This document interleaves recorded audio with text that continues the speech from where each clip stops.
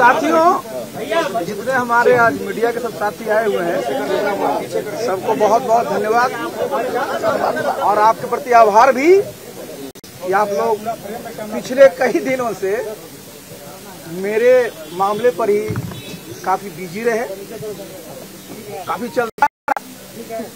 मैं तो बस आपके सामने आया हूँ कि मैं जो कुछ बातें कह दूं, उन्हें तो पता चला कि किस तरह के लोग कयास लगाते रहेंगे। सबसे पहले तो देखिए, हम लोग पार्टी के हमारे नेता आदरणीय नीतीश बाबू के प्रति आभार प्रकट करना चाहेंगे। आप जानते हैं कि मैं 1982 से पब्लिक लाइफ में हूँ। यही मई के महीने में मैं सिविल सर्विस कंप्लीट किया था 1982 में, और आज 40 साल के बाद फिर आपके सामने हम हैं। और इस बीच में हमने नीतीश बाबू के साथ, ये मेरा 25वां साल चल रहा है। वही हम लोग तो साथ रह करके काम किए हैं, और निश्चित रूप से वो भी चाहते होंगे, चाहते रहे हैं कि जो भी वो निर्णय लेते हैं वो हमारे पक्ष में होगा। तो कल का जो उनका निर्णय है, उसके लिए भी मैं उनको धन्यवाद देना चाहता हूँ कि भाई बहुत सोच कर करके कैसे पार्टी और मजबूत हो, उसके मद्देनजर उन्होंने निर्णय लिया है। तो उनके प्रति आभार प्रकट करता हूँ। और साथ ही 12 वर्षों तक मुझे राज्यसभा में काम करने का मौका मिला। वहाँ मैं नेता राज्यसभा में भी काम किया, पार्टी का राष्ट्रीय अध्यक्ष भी रहा, संगठन का मैं महामंत्री भी रहा, महासचिव भी रहा, और अभी मैं केंद्रीय मंत्री भी हूँ। तो ये सब आप जानते हैं, इसमें सहयोग हमारे नेता का रहा। लेकिन एक बात मैं जरूर स्पष्ट करना चाहूँगा कि देखिए, मूलतः जब से मैं आया हूँ 2010 में जनता दल यू में, तब से मैं संगठन में काम करता हूँ, और 12 वर्षों तक हमने संगठन में काम किया है। इधर मंत्री बन गया था, उसके चलते मैं उतना ध्यान नहीं दे पा रहा था। लेकिन हमारा जो संगठन है जनता दल यू का, आज अगर आप जाएंगे तो हर एक गांव में आप बूथ स्तर पर मिलेगा। और हमारी सबसे बड़ी कोई उपलब्धि अपनी को मैं मानता हूं, तो मैं तो बहुत साल IAS में भी सेवा किया, बहुत जगह मैंने काम किया, तो मेरी सबसे बड़ी उपलब्धि यही है कि मैंने इस पार्टी को बूथ तक पहुंचा दिया। और एक बात और जान लीजिए, बिहार ऐसे प्रदेश में तरह तरह के सामाजिक ग्रुप हैं, तरह तरह के सेक्शनल इंटरेस्ट हैं। इसी को लेकर करके, और जो ज्योग्राफी हमारी इतनी बड़ी है, हमने संगठन में 33 प्रकोष्ठ बनाए, आपको याद होगा। और हमने बहुत सारे ऐसे बड़े प्रकोष्ठ हमारे हैं, उनको हमने उत्तर दक्षिण में बांटा था। और हमने जितने निर्णय लिए थे, इस निर्णय के पीछे यही था उद्देश्य कि कैसे हमारा संगठन मजबूत हो। और इस सभी निर्णय मैंने अपने नेता नीतीश बाबू के परामर्श से ही लिया, और इसे निश्चित रूप से हमारी पार्टी बूथ स्तर पर मजबूत है और हमारे कार्यकर्ता बूथ स्तर तक पहुंच गए। तो मेरे लिए बहुत बड़ी उपलब्धि है। और मैं तो बताऊं, जब आपका टीवी चल रहा था 8-10 दिन से, तो सबसे ज्यादा कोई हमारा शुभचिंतक गांव में रहता है, तो आप जानते हैं समर्थक और कार्यकर्ता, वो सब दिन भर फोन पर ही लग रहे थे, क्या हुआ। तो देखिए, बहुत बड़ी उपलब्धि हमारी कि हमारी इतनी बड़ी जो हमारी संगठन की ताकत है। आज भी मैं जब कई महीनों से उनके बीच नहीं जा पाया, तो वो लोग एक्टिव रहे हैं। तो मैं तो अपना जो हमारा प्रदेश का जो नेतृत्व है, प्रदेश अध्यक्ष हैं पार्टी के, उनसे मैं अनुरोध करूंगा, 2-3 अनुरोध। देखिए, अब तो संगठन में मुझे काम करना ही है, क्योंकि पार्टी अपनी है, मजबूती इसको देनी है। तो संगठन को मजबूत करने के लिए जो निर्णय लिए गए कि 33 प्रकोष्ठ बनाया गया था, अब इन लोगों ने उसको 12-13 कर दिया। अरे साहब, बढ़ता है, 33 को 53 पर ले जाइए, घटाते क्यों। तो मैं तो अनुरोध करूंगा कि 33 जो प्रकोष्ठ हमने उसमें बनवाए थे, उन सबको पुनर्जीवित करें सबसे पहला। क्योंकि हमारे बहुत सारे अध्यक्ष हैं, बहुत सारे हमारे साथी हैं, सब जगह काम कर रहे हैं साहब, आप और बनाइए। और बहुत जो बड़ा बड़ा हमारा जो प्रकोष्ठ है, जिसमें उत्तर और दक्षिण था, उसको भी करिए। और मैं तो संगठन का आदमी हूँ जी, अब तो मैं समय भी ज्यादा उसी पर ही दूंगा। तो जहां भी हमारे साथ संगठन में बुलाएंगे, मैं हमेशा उपलब्ध रहूंगा। तो मैं आपके माध्यम से हमारे जितने संगठन के साथी हैं, बूथ स्तर से लेकर के केंद्रीय स्तर तक, सबके प्रति मैं आभार प्रकट करना चाहूंगा, उनके स्नेह के लिए, उनके सहयोग के लिए। और अपने नेता आज नीतीश बाबू के प्रति भी आभार प्रकट करता हूं, और उनको मैं बहुत बहुत। मंत्री बने रहेंगे क्या आप? मंत्री बने रहेंगे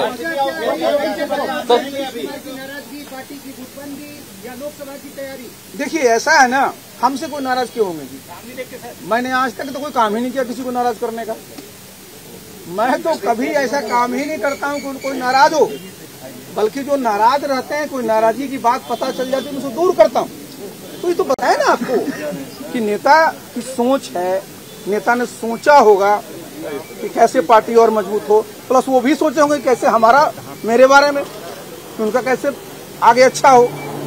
ये मैं कैसे कर सकता हूँ? सर मंत्री बने रहेंगे क्या आप? क्या केंद्रीय मंत्री बने रहेंगे? मंडल में क्या आप बने रहेंगे? क्या आप इस्तीफा देंगे? अच्छा सुनिए बता दें। आज आप जानते हैं कि बड़े अच्छा आपने बात की। हमारा कार्यकाल आप जानते हैं कि 6 या 7 जुलाई तक एग्जैक्ट डेट हमको नहीं पता, और माननीय मुख्यमंत्री जी की सहमति से मैं मंत्री बना था 7 जुलाई को। और आप जानते हैं मंत्रिमंडल में कोई रहता है तो मंत्री बनाने का जो विशेषाधिकार है वो आदरणीय प्रधानमंत्री जी का होता है। तो मैं तो दिल्ली जब जाऊंगा तो निश्चित रूप से भेंट होगी, बातचीत करेंगे। तो हमारा तो भाई अब सामने जब है कि जब संगठन का काम करना है तो संगठन का काम करेंगे। बाकी तो देखिए एक बात मैं बता देता हूँ, मैंने आज तक जो भी मुझे जिम्मेवारी मिली, चाहे मैं सिविल सर्विस में था तब या मैं इधर था तब, मैं अपने काम को मजबूती से करता हूँ और पूरी ईमानदारी से करता हूँ, पूरी निष्ठा से करता हूँ। फ्री मुर्दों को जो टिकट मिला क्या आपसे सलाह लिया गया? अच्छा अभी बताइए, देखिए जी से आप क्या बात करेंगे? आप क्या इस्तीफा देंगे या मंत्रिमंडल में बरकरार? अरे भाई तो बताया नहीं, तो प्रधानमंत्री का विशेषाधिकार होता है ना जी। तो हम तो उनके पास जाएंगे कि सर मेरे लिए क्या आदेश है। 2 नियम है सर, एक कि आपका कार्यकाल 7 जुलाई तक या 6 जुलाई तक है, दूसरा उसके बियॉन्ड आप 6 महीना और रह सकते हैं प्रधानमंत्री के विशेषाधिकार पे। देखिए तो क्या आप दोनों में से क्या चुनना चाहते हैं? तीसरा कि आप इस्तीफा देना चाहते हैं? मैं कुछ चुनना नहीं चाहूँगा। मैं सब जो है ये, क्योंकि जहाँ तक मंत्री का निर्णय है, मैंने बताया ना भाई कि मैं पार्टी की तरफ से बनाया गया था, तो है ये स्पष्ट। तो भाई पार्टी ने हमको 6 जुलाई तक दिया है, तो स्पष्ट है, देखिए ना। और चूंकि प्रधानमंत्री तो कभी इस्तीफा मांग सकते हैं, तो हम भी इस्तीफा दे सकते हैं। ये तो सारी चीजें, लेकिन हम तो चूंकि हमारे सर्वमान्य नेता है सब लोग, उसे बात करेंगे ना। पार्टी ने कोई आदेश नहीं दिया है अभी? पार्टी ने हमको तो कभी कोई आदेश दिया ही नहीं आज तक। आपको ये नहीं कहा कि आरसीपी जी आपका टिकट कट रहा है तो आप केंद्रीय मंत्रिमंडल से इस्तीफा दें? सुनिए, हमको जिस मिनट करेंगे दिल्ली जाने में कितना सेकंड लगेगा? तुरंत। दूसरी बात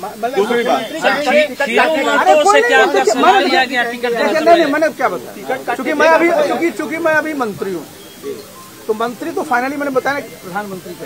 मैं सर आपने भी कहा कि मेरे संबंध सबसे अच्छे हैं, क्या ललन सिंह से आपके संबंध अच्छे हैं? अरे आज ही से संबंध अच्छा ललन जी से, जमाने से। आप चल जाइए पिछले बार, अरे बेगूसराय मुंगेर में जब नॉमिनेशन होता किया था जी, हम ही नहीं थे, हमारा संबंध कभी खराब हुआ? अभी भी ठीक है। अरे फर्स्ट क्लास है यार। हमारे तरफ से मैं किसी से न संबंध खराब करता हूँ न संबंध विच्छेद। सर एक और सवाल है, 2019 में मुख्यमंत्री नीतीश कुमार जब राष्ट्रीय अध्यक्ष थे जेडीयू के, उन्होंने डिमांड किया था कि प्रोपोर्शनल रिप्रेजेंटेशन होना चाहिए यूनियन कैबिनेट में, मतलब मोदी सरकार में सांकेतिक भागीदारी नहीं होनी चाहिए। पिछले साल सांकेतिक भागीदारी के रूप में आप एक बने, तो क्या आपको लगता है कि फिर से नीतीश जी को एक सांकेतिक भागीदारी लेके मंत्रिमंडल में रहना चाहिए या और प्रोपोर्शनल रिप्रेजेंटेशन होना चाहिए? जैसे कि आपने कहा कि अति पिछड़ी जाति है, सोशल सेगमेंट है, सेक्शनल इश्यूज है, तो क्या उनका भी रिप्रेजेंटेशन होना चाहिए? क्योंकि बीजेपी कोटे से अपर कास्ट का डोमिनेंस है केंद्रीय मंत्रिमंडल में बिहार से, तो क्या आपको लगता है कि उस समाज का भी रिप्रेजेंटेशन होना चाहिए? देखिए, आपने 2 बातें की। एक आपने कहा कि साहब, पहला बात कहा आपने प्रोपोर्शनल रिप्रेजेंटेशन। हाँ, देखिए एक बात जरा समझिए जरा, एक बात जरा समझना बहुत जरूरी है। जब हमारे नेता आदरणीय नीतीश बाबू, आदरणीय जॉर्ज साहब स्वर्गीय, जब केंद्र में मंत्री थे, तो उस समय का जरा लोकसभा का आप देख लीजिए, जो वहां पर जो उनका बनावट, सबसे बड़ी पार्टी भारतीय जनता पार्टी थी, 180, 81, 82 सीट थी, सभी अलायंस पार्टनर थे। आज जो है भारतीय जनता पार्टी सबसे बड़ी पार्टी, और उनका 303 उनका एमपी है। तो मैंने आज नहीं, जिस दिन मैंने ओथ लिया था उस दिन आप लोगों ने सवाल मुझसे पूछा था, और मैंने जो कहा था मैं आज भी उसी पर कायम। देखिए 303 है उनका, उनको क्या आवश्यकता है किसी को बनाने की? लेकिन वो तो उनकी सदा सहिता है और उदारता है कि उन्होंने कहा कि नहीं भाई आप चूंकि हमारे पार्टनर हैं। एक मिनट, आप तो प्री पोल अलायंस है। नहीं, एक मिनट कि भाई आप जो हैं आइए यहाँ रहिए, जिससे कि लगे कि नहीं भाई आप लोग का भी प्रतिनिधित्व है। यहाँ तक प्री पोल अलायंस है तो सही है, लेकिन उनका तो है एब्सोल्यूट अपना 303 है। तो इसलिए देखिए इसमें जो लोग थ्योरी देते हैं ना प्रोपोर्शनल रिप्रेजेंटेशन वाले, इनका कोई काम नहीं रहता। इनका काम रहता है सिर्फ कैसे झगड़ा लगाएं, झगड़ा बढ़ाएं। नीतीश जी 45 मिनट मुलाकात हुई थी, क्या बात जो भी बोले हो जी, नीतीश जी गलत बोले 2019 अरे हम जो भी बोले मैं बता रहा हूँ, मैं नाम किसी का नहीं लेता हूँ, लेकिन मैं बात बता रहा हूँ कि ये स्वीकार करना पड़ेगा कि 2019 में 303 था और जिस समय ये लोग थे उसमें कितना था, 181 था। आप प्रोपोर्शनल रिप्रेजेंटेशन कर दीजिएगा, आपको बुला लिया, ये बहुत बड़ी बात। अब आप इस बार क्या कारण रहा? अरे हम कैसे बोल सकते हैं जी? मैंने अरे सुनिए, ललन सिंह की नाराजगी। अरे कहा हमको बता दें, ललन जी हमसे काल नाराज रहेंगे जी? ललन जी हमसे काल लिए नाराज रहेंगे? वो लोकसभा के नेता हैं, हम राज्यसभा में, तो हमसे नाराज कर रहे हैं। सर टिकट काटने से पहले कोई बात हुई थी?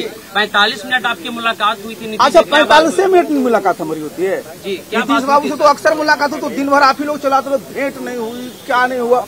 अरे मिलते हैं तो कितनी बातें होती हैं जी। संगठन में जब आप लोगों ने चलाया तो मुझे पता चला। संगठन में क्या भूमिका रहेगी? अच्छा सुनिए, अच्छा मुख्यमंत्री जी तो बता दीजिए मेरे नेता हैं, जब बुलाएंगे तो हम नहीं जाएंगे जी। अरे गजब बात है भाई। सर जेडीयू में 2 तरह के धड़े हैं सर।